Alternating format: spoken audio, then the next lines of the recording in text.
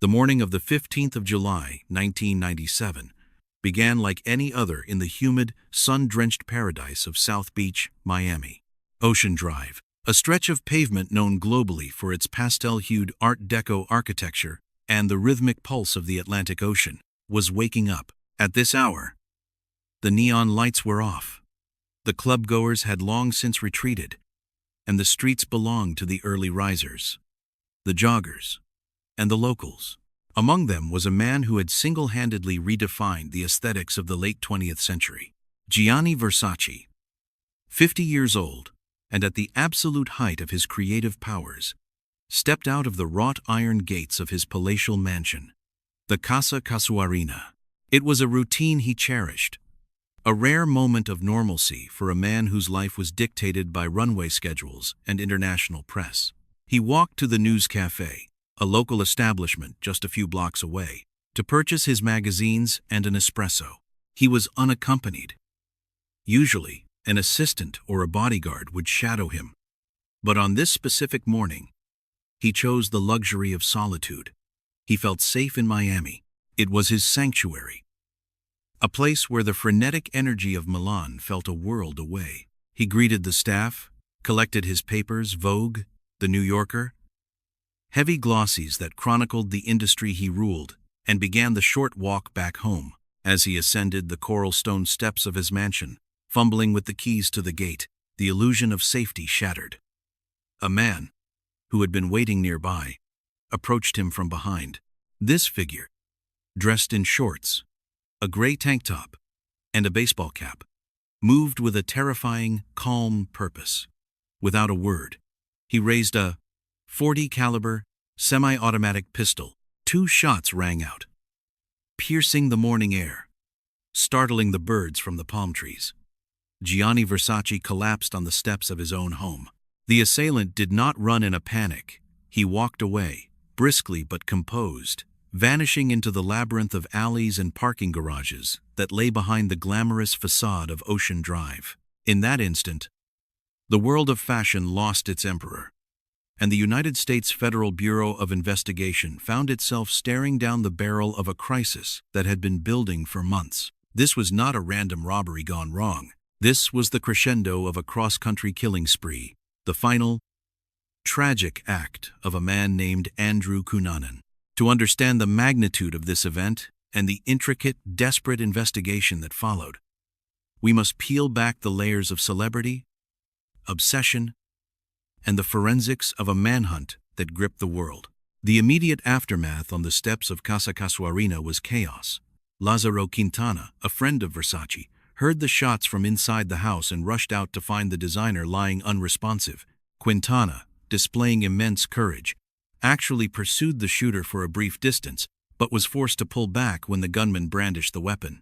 This eyewitness account would prove crucial, not just for the description of the suspect, but for the timeline of the escape. Police and paramedics arrived within minutes. The scene was secured, yellow tape swiftly cordoning off the blood-stained steps that would soon become one of the most photographed crime scenes in history. Versace was rushed to Jackson Memorial Hospital, but the injuries were catastrophic. At 9:21 a.m., the announcement was made. Gianni Versace was dead. As the news broke, creating a shockwave that traveled from Miami to Milan, Paris, and New York, the Miami Beach Police Department began the forensic process of piecing together the crime. They were under immense pressure. The victim was not just a wealthy resident. He was a cultural icon, a man who counted Princess Diana and Elton John among his closest friends. The eyes of the world were fixed on the detectives. The first major break in the case came almost immediately, thanks to the observations of witnesses and the hasty disposal of evidence by the killer. In a parking garage nearby, police discovered a red pickup truck. Inside and around the vehicle, they found a trove of evidence that would link this murder to a string of crimes stretching back to April. They found clothing that matched the description of the shooter. They found a passport, and, perhaps most chillingly, they found newspaper clippings about the very man who now lay dead at the hospital. The truck had been stolen in South Carolina. The plates were known. The suspect was not a mystery to law enforcement. He was already on the FBI's 10 most wanted list. His name was Andrew Cunanan. To comprehend the investigation, one must understand the dichotomy between the victim and the perpetrator. Gianni Versace was a builder. Born in Reggio Calabria, Italy, he learned the trade at his mother's dressmaking shop. He possessed a vision that combined the classical history of Italy, the Medusa head, the Greek keys, with a rock and roll sensibility. He built an empire on hard work, family loyalty, and a celebration of life. He was the man who invented the supermodel, turning the runway into a theater of pop culture. Andrew Cunanan was the inverse. He was a destroyer, a man who constructed nothing but lies. Intelligent, articulate, and desperate for status, Cunanan had spent years navigating the wealthy social circles of San Diego and San Francisco. He was a chameleon, often claiming to be the son of an Israeli diplomat or a pineapple plantation owner. He lived off the generosity of older, wealthy patrons, trading his youth and charm for a lifestyle he could not afford on his own. But by 1997, that life was crumbling. He was aging out of the favored youth demographic. His looks were fading due to drug use, and his social standing had evaporated. In late April 1997, Cunanan snapped. He traveled to Minneapolis, where he murdered two acquaintances, Jeffrey Trail and David Madsen. Trail was a former naval officer. Madsen was an architect and a former lover of Cunanan. These were personal killings, rooted in jealousy and a sense of betrayal. Cunanan then drove Madsen's red Jeep to Chicago, where he tortured and killed a prominent real estate developer, Lee Miglin. This murder baffled investigators. There was no clear link between the two men, suggesting Cunanan was now killing for resources, or perhaps out of a generalized rage against wealthy, successful men, everything he wanted to be but wasn't. From Chicago, he drove to New Jersey, where he killed a cemetery caretaker named William Reese, simply to steal his red pickup truck, the same truck found in the Miami parking garage. By the time he arrived in Miami, Andrew Cunanan was a fugitive with nothing left to lose. The tragedy of the Versace murder is compounded by the what-ifs. The FBI and local police forces had been tracking Cunanan for months. He was the subject of a massive manhunt. Yet, he managed to live in Miami Beach for nearly 2 months before the murder. Hiding in plain sight, he stayed at the Normandy Plaza Hotel, a low-budget establishment that stood in stark contrast to the luxury of Versace's world. He used his own name to pawn a stolen coin, leaving a thumbprint and a signature. This leads us to a critical examination of the forensic and procedural limitations of 1997. Today, a pawn shop transaction would instantly flag a database. In 1997, the records were physical, often mailed or couriered to police stations to be manually entered. By the time the paperwork for Cunanan's pawn ticket was processed, Versace was already dead. The gap between information and action was fatal. Furthermore, the distribution of wanted flyers was imperfect. While the FBI had posters, they weren't plastered in every hotel in South Beach. Cunanan changed his appearance, cutting his hair and gaining weight, allowing him to walk past police officers unnoticed. He existed in the blind spots of a pre-digital surveillance society. Following the shooting, South Beach was placed under a virtual siege. The atmosphere shifted from tropical leisure to high-stakes tension. Helicopters hovered over the coastline. SWAT teams patrolled the boulevards. The police knew Cunanan was likely still on the island. He had no vehicle, having abandoned the truck, and the causeways leaving Miami Beach were heavily monitored. He was trapped, a rat in a gilded cage. The investigation turned inward, focusing on the houseboat. On July 23, 8 days after Versace's murder, a caretaker for a houseboat on Indian Creek Drive, just a few miles from the Versace mansion, noticed that the door was unlocked. When he entered, he heard a gunshot. He immediately retreated and called the police. What followed was a tense, hours-long standoff. A multi-agency task force, including FBI hostage rescue teams and local SWAT, surrounded the floating home. Tear gas was deployed. Negotiations were attempted, but there was only silence from within. When the tactical teams finally breached the houseboat, They found Andrew Cunanan dead. He had taken his own life with the same .40 caliber pistol used to kill Gianni Versace, David Madsen, and William Reese. The forensic ballistics confirmation was swift. The striations on the bullets recovered from Versace's body matched the barrel of the gun found next to Cunanan. The cycle of violence had ended, but the questions were just beginning. Why Gianni Versace? This is the question that has haunted criminologists and psychologists for decades.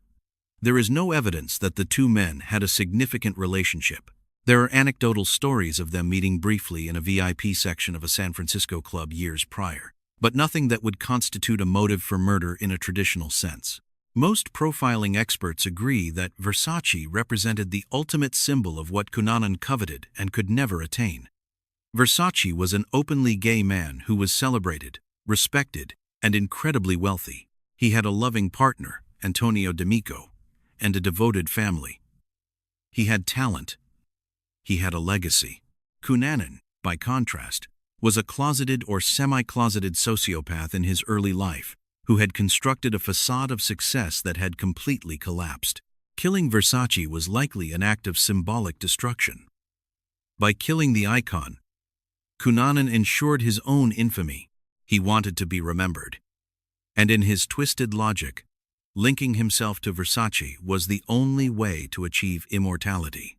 The legal aftermath of the case was complex, despite the death of the suspect. There was no trial for Andrew Cunanan, no day in court for the families of the 5 victims. This lack of judicial closure is a heavy burden in such cases. The verdict was delivered by the forensic evidence rather than a jury foreman. The FBI's final report closed the case, detailing the timeline, the physical evidence, and the psychological profile, but it could not offer justice in the traditional sense. The impact of the murder on the fashion industry and the wider culture was seismic. Gianni Versace's funeral in Milan was a global event attended by the royalty of the fashion, music, and aristocratic worlds. It signaled the end of an era of carefree excess. It also forced a conversation about security for public figures. Versace was one of the first major celebrities to be killed by a stalker-type figure in such a public, brazen manner since John Lennon. It changed how high-profile individuals interacted with the public. The open gates and the solitary walks for coffee became things of the past. Moreover, the case highlighted the difficulties law enforcement faced in tracking serial killers who moved across state lines. The failure to apprehend Cunanan before he reached Miami led to reviews of how information was shared between the FBI and local jurisdictions. It accelerated the push for digitized, integrated databases that could track pawn shop transactions and vehicle registrations in real time. In a grim way, the failures of the Cunanan manhunt helped build the more efficient, albeit more surveilled, policing systems we have today. We must also touch upon the legacy of the investigation regarding the LGBTQ+ community. In 1997, the media coverage often leaned into sensationalism regarding the sexual orientation of both the victim and the killer. There was a palpable othering in the way the underground gay nightlife was described. Looking back, we can see how homophobia may have played a role in the investigation's initial sluggishness during the Minneapolis and Chicago phases, or at least in the public's engagement with the manhunt. The police in Miami, however, were credited with treating the case with the utmost professional severity, navigating the sensitive dynamics of South Beach's community to gather intelligence. The House of Versace did not fall with Gianni. His sister, Donatella, who had been his muse and right hand, stepped into the spotlight. It was a Herculean task to grieve her brother while simultaneously taking the reins of a billion-dollar company under the scrutiny of the entire world. Her success in keeping the brand alive and relevant is a testament to the strength of the family bond that Gianni cherished so deeply. When we analyze the crime scene today, looking at the archival footage of the red crime scene tape fluttering against the black iron gates of Casa Casuarina, we are looking at a tableau of lost potential. Gianni Versace was only 50. He was planning an initial public offering for his company. He was exploring new artistic directions. The bullet that ended his life didn't just kill a man. It severed a timeline of artistic creation. The forensic narrative of this case is tight. There are no loose ends regarding who did it. The DNA, the fingerprints, the ballistics, and the eyewitness accounts form an unshakable chain of evidence. The gun found with Cunanan was the gun that killed Versace. The truck found in the garage was the truck stolen from the cemetery caretaker.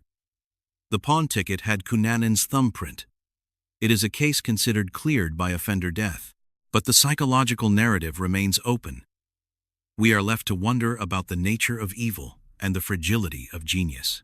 Andrew Cunanan was a man who had been given gifts, intelligence, charm, health, and squandered them all, turning his internal void into external violence. Gianni Versace was a man who took his gifts and shared them with the world, creating beauty out of fabric and color. The murder of Gianni Versace serves as a dark reminder of the intersection between celebrity and obsession. It reminds us that behind the glamour of high fashion and the allure of wealth, there are human vulnerabilities. It teaches us about the evolution of forensic science, showing us how far we have come in tracking violent offenders and how easily a predator could slip through the cracks just a few decades ago. As we conclude this examination of one of the most high-profile crimes of the 20th century, we are left with the silence of the Casa Casuarina. The mansion is now a hotel, a monument to the man who built it. Tourists still pause on those steps, perhaps unaware of the specific forensic details, but aware that something momentous and tragic occurred there. In the end, the story is not about Andrew Cunanan. His name deserves to fade into the clinical footnotes of criminal psychology textbooks. The story is about Gianni Versace. It is about the endurance of his legacy. It is about the justice system that, while imperfect, eventually pieced together the truth, and it is a somber reflection on safety. If a man like Versace, with all his resources, and in the sanctuary of his own neighborhood, could be taken so suddenly, it forces us to ask, how do we balance an open, free society with the need for security? Justice, in this case, was not found in a courtroom verdict. It was found in the resilience of the victim's family, the endurance of his art, and the unyielding memory of a public that refused to let the violence of one man overshadow the brilliance of another. The case is closed, but the lesson remains.